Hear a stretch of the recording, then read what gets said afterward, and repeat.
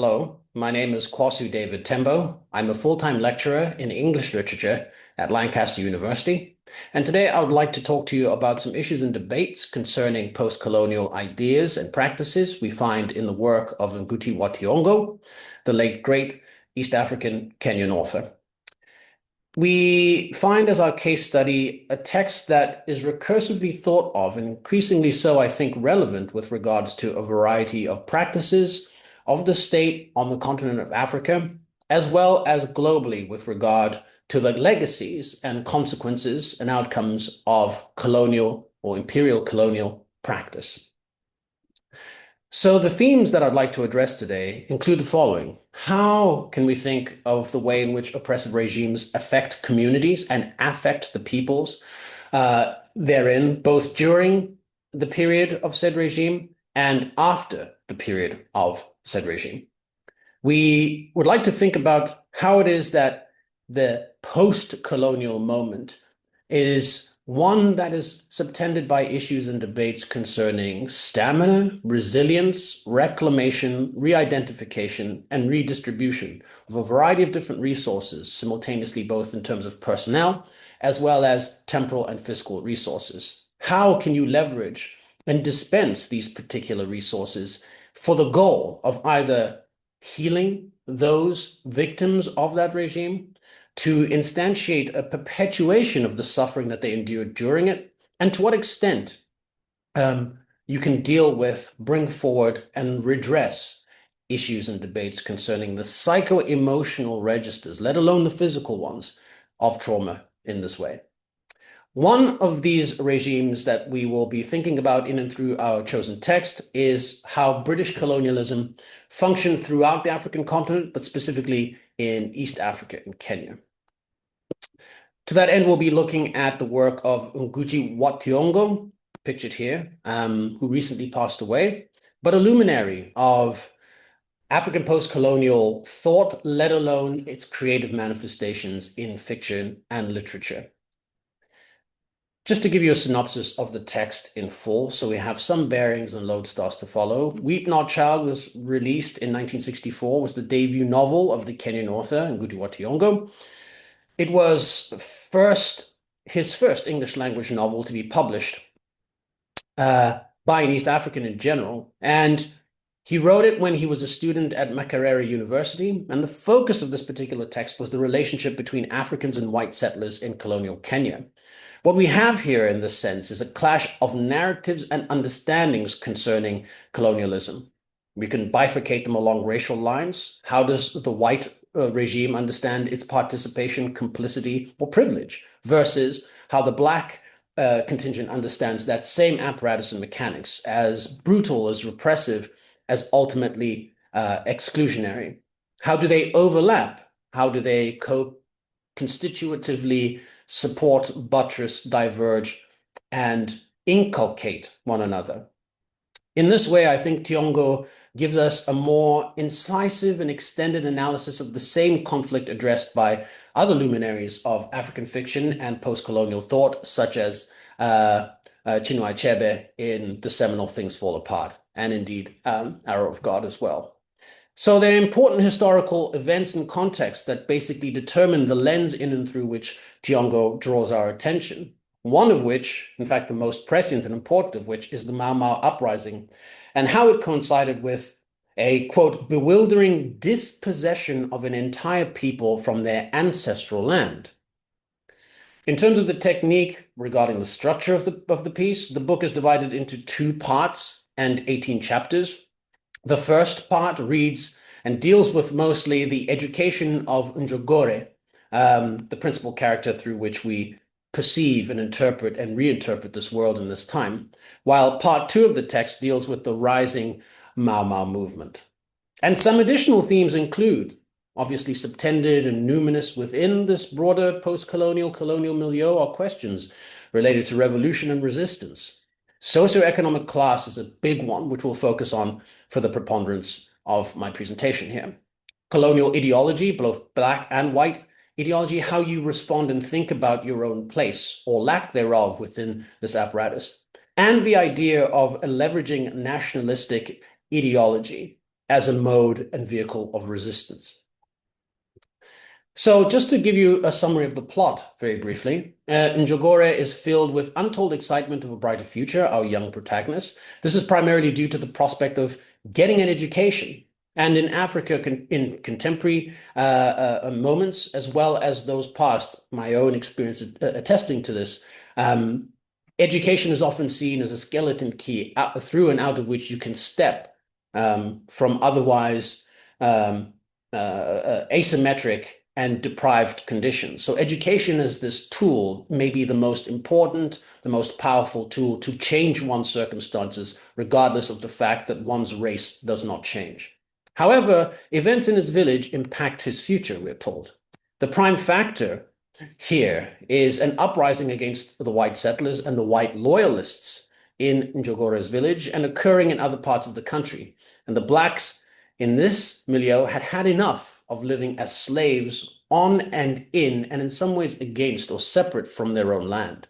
Caught in a country, therefore, struggling to free herself loose from her colonial power's grip, Njogore, who has been forced to drop out of high school, is left to fend for his two mothers following his father's death and the arrest of his three half-brothers. And so, not dissimilar to Ruot's 1992 seminal film, important, problematic, but indeed an important cultural artifact, Sarafina, here we have, through Wationgo, a perspective of the youth in relation to its future in a post-colonial milieu. Is it available? And how to rethink and think perhaps the first time of a future for a race, a group, and a class of people who are constantly denied it.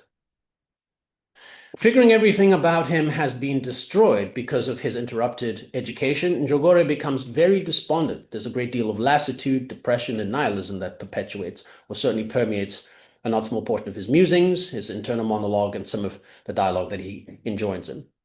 Leaving his mothers to stroll around in the village alone, he walks towards a familiar tree a few meters away from his home. He had proposed to end his life.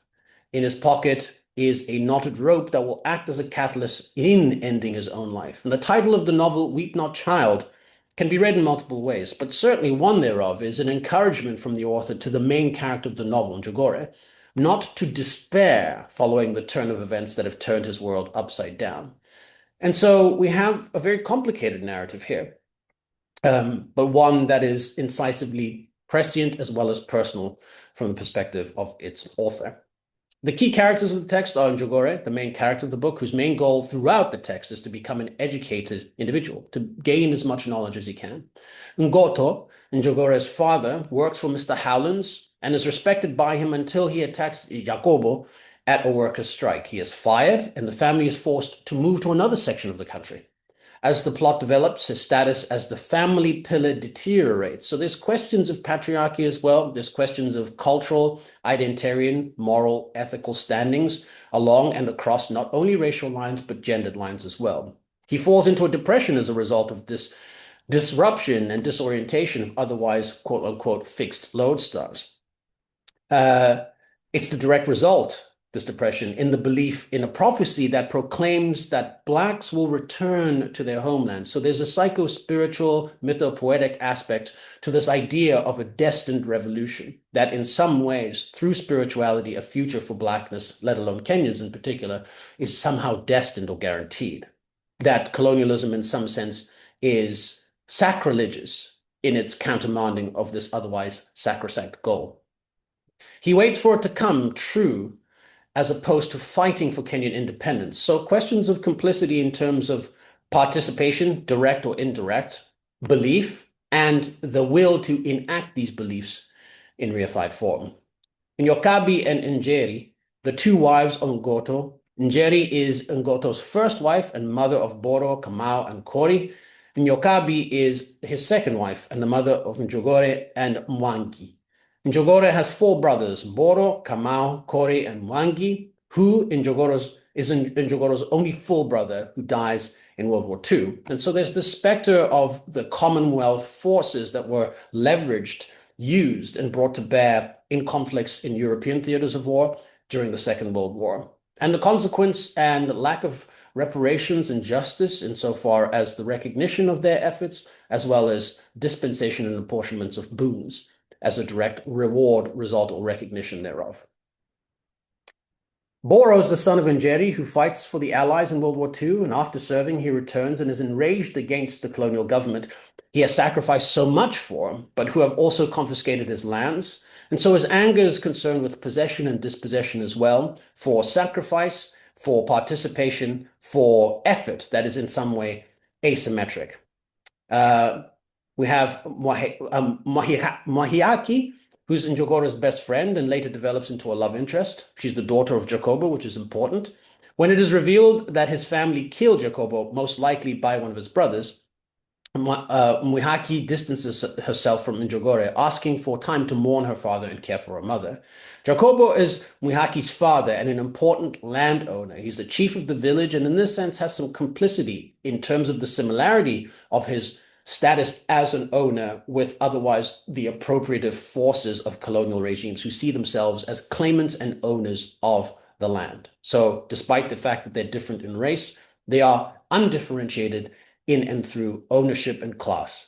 And of course, this leads to Mr. Howlands, a white settler who emigrated to colonial Kenya and now owns a farm made up of land that originally belonged to Ngota's ancestors. He has 3 children, Peter, who died in World War II before the book's plot, a daughter who becomes a missionary, and Stephen, who met Njogore while the two were in high school. So interesting and variegated points of view, and the interactions and relations with them complicated. Questions that emerge as a result of this particular milieu. What was the purpose of British rule in Africa?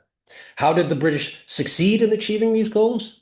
What resources, both human and not, did they exploit and or manufacture in order to attain or accrue these particular ends? And by any metric, were there any benefits? It's a controversial question, one that often comes up as a sort of bête noire of post-colonial issues and debates. But by any metric, were there any benefits, so to speak, that anyone or yourself listening can think of or support in terms of British rule in Africa?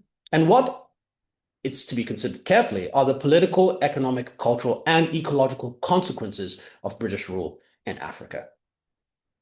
Now, the Mau Mau Rebellion is a really important uprising in which the native population rose up against not only home guards, which they considered to be turncoats, individuals who are direct participants and recipients of boons from the colonial regime, but also the regime in and of itself. And the Mau Mau Rebellion in the text has a very special and important place. They become a point or a locus of coalescence, not only of energy, but activity, and the fermentation of this idea of Kenyan nationalism as a unifying tactical, albeit strategic, frame of reference that can be used to energize, to adrenalize, and to intensify emancipatory practices and desires. But one of the things that is most clear in this text,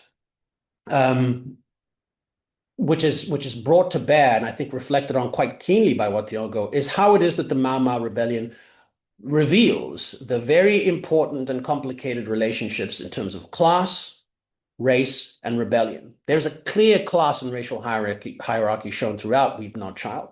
At the top, we have the white British settlers, followed by Indian settlers, and lastly on this tierage or declension of echelons, the native Kenyans themselves. Within each of the groups, some further subdivisions can be seen indeed.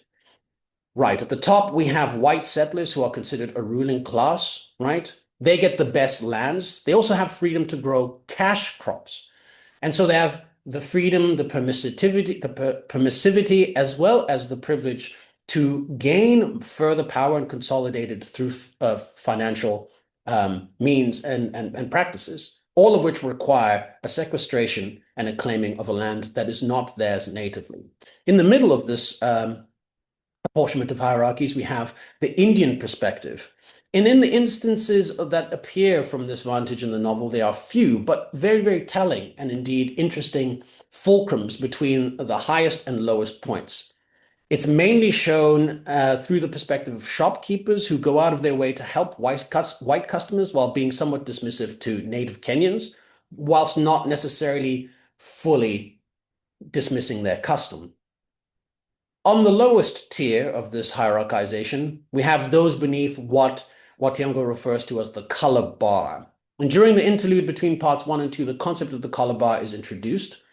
And it's important to note how Njugore goes on to say that, quote, black people had no land because of the color bar, and they could not eat in hotels because of the color bar. Color bar was everywhere. Rich Africans could also practice color bar on the poorer Africans. And so color bar is not necessarily sequestered to a declension of races, but far rather also has important class ramifications in and through which blacks who are otherwise prohibited from a tier of privilege can gain access through it, through purchase, through funds, through fiscal means, and then can exact this very same exclusionary rhetoric and practice that is subjected upon them from the upper echelon to those below them in terms of class, but are otherwise undifferentiated in terms of race. The rich Africans using the color bar on poor Africans can be seen in the relationship between Jacobo and Ngoto, landowners and not landowners, workers or serfs, and land barons or gentry, right? There's this feudal aspect to the conduct, ultimately, which finds its eidolon or cynosure, its most important aspect, to be class-based as opposed to race-based, indeed.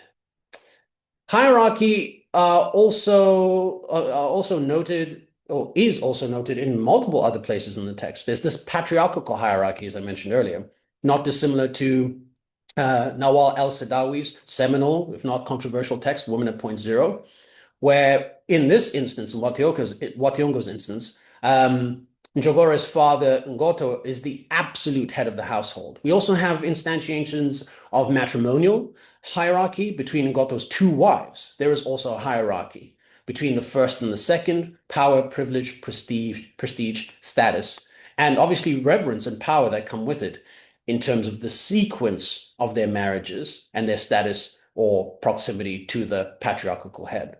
There's also an androcentric hierarchy, which is ultimately a gendered hierarchy favoring the masculine. Males are also separated from those who are uncircumcised, as seen as boys, these cultural inflections and instantiations of hierarchization this way, and those who are circumcised and seen as men. So gendered practices, acculturated and enshrined through moral, ritual, and rite, determine not only the relationship between genders across psychosexual lines, but certainly in terms of the ritualized process of adolescence and maturation, indeed. There's also generational hierarchies as a result. If there's a sequence between first wives and second wives, but also men and boys, there must be in some way some generational or chronological hierarchy taking place. There's a dichotomy between younger and older generations, which is mainly shown through Ngoto and Boro, how they understand the regime, but not just its present moment or its past, the potential openings for it in the future. It is an interesting and complicated novel. There's a question that I think goes begging when it comes to issues and debates with regard to British rule and identity. Looking at this declension of hierarchies, we can start to then place certain individuals from the cast in and amongst these hierarchies and see how they overlap and interact in this kind of Venn diagram way. A question that we might begin with is Mr. Howlands an African? Or put differently, can a white person be African in your view? Why or why not? The setting of Weep Not Child is colonial Kenya, where the British Empire and its oppressive laws shaped the lives of the main characters, not how, due to the restrictive land laws, or you should note, how they start from the 20th century, the richest character in the novel, or the novels, are the ones allowed to farm cash crops such as tea and pyrethrum. Mr. Howlands is the main antagonist, yes, it's true, but he's in so many ways the quintessential manifestation of a British settler. In the third chapter, through a close third-person narration, the reader is shown Mr. Howland's train of thought and how he identifies with the persona of the settler. Though British himself, Howlands does not seem interested in Britain or the British ideals that propel it, but is instead alienated in some sense from his home country and by extension his family. He does not acknowledge England as his home or a higher authority, neither does he identify as Kenyan, native or otherwise. And he states quote, to submit to his wife was to listen to the voice of England. He would reduce everything to his will. That was the settler's way. As you see, what becomes totemic of the home nation, certain lines of power and authority are always gendered. They're complicated interminglings of these hierarchical impositions and how to countermand them regardless of your own identity within them.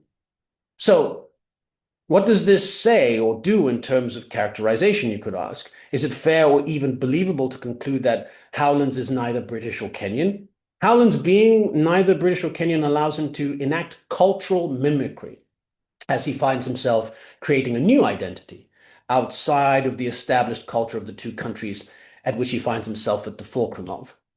How does this manifest most obviously? I think in the most significant ways for Mr. Howland, his relationship with his surroundings, which in itself is always already a question of land ownership. So if Howland's then, if he's a particularly good representation of British rule or not, is the salient question. If you believe so, you should ask yourself why. And if you refuse, why? Why would you think Howlands actually represents this in the novel? And if not, what does he represent? If we accept Mr. Howlands as the novel's manifestation of British rule and Jacobo is his subordinate, what does Jacobo represent? Jacobo could be described as an example of the cronyism. We recall here the idea of the home guard in relation to the Mau Mau rebellion and its targets. We say here, for instance, thinking about this idea of cronyism and implicit or complicit participation in the subjugation of your own people, according to Oshieng from 1985, quote, although the British officials later realized that most Kenyan societies, especially the Akamba and Kikuyu, did not have traditional chiefs and were ruled through councils of elders, they nevertheless retained these artificial chieftainships as a convenient, even necessary instrument of colonial rule, a system of castes or a classification of an otherwise rhizomatic arrangement of authority. And so we recall here the economic status of an individual being more important than their racial status. Jacobo may be a good example of this. As the only African in the community allowed to grow pyrethrum, Jacobo's status and wealth are immediately elevated from those of his African peers. In the extremely hierarchical structure of the community, Jacobo is closer to the European ideal than Ngoto and his family are, as seen in how he and his wife behave, putting on airs, cultural mimicry running in the opposite direction. We can recall from chapter 2, for instance, quote, the place looked like a European's house, and Njogore was always overawed by the atmosphere around the whole compound. She never liked her children to associate with primitive homes. This is, quote, not to say that race doesn't matter, of course. We recall, of course, the instantiation and the interesting thematic and technical importance of the color bar that Wationgo relies on in the interstice or the lacunae between parts 1 and 2 of the novel. As an African, he remains subservient, Jacobo, to Mr. Howlands, which becomes especially clear in the second part of the novel, where Jacobo becomes his assistant. So in this sense, it's clear from their relationship that Mr. Howlands does not hold Jacobo in any regard, unlike Ngoto. Jacobo, however, seems ignorant to this fact, merely relishing to some degree or other in his position of meager power and how it allows him to torment Ngoto and his family. Quote, their detention would make it easier to keep an eye on this Ngoto because, as I was telling you, he may be the real leader of the Mau Mau. And so there's a question of complicity, there's a question of subterfuge, there's a question of how it is that we participate directly and indirectly in our own subjugation. How it is that dispensation of time and effort, our bodies, and the aptitude and agency of those bodies along hierarchical lines might be a ruse, ultimately to use ourselves to police and control ourselves. What is the status of rebellion, the figure of the rebel? There's a lot of magical realism that starts to permeate the text towards its later chapters, certainly in the second half, where the Mau Mau takes on this pseudo-transcendent, psycho-spiritual potential, magical ability to potentially be impervious to harm, whether that's violent or ostensibly violent or or numinously violent in terms of ideology, law, and its praxis? How much do we allow ourselves to be ensconced in the myths of revolution and resistance without finding ourselves being the unwitting participants in their very opposite, namely repression and violent state control?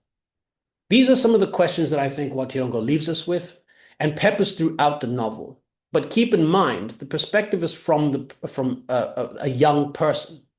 So the question of the future being opened up is of most, and I think, singular importance in this particular text. Thank you very much for your kind attention.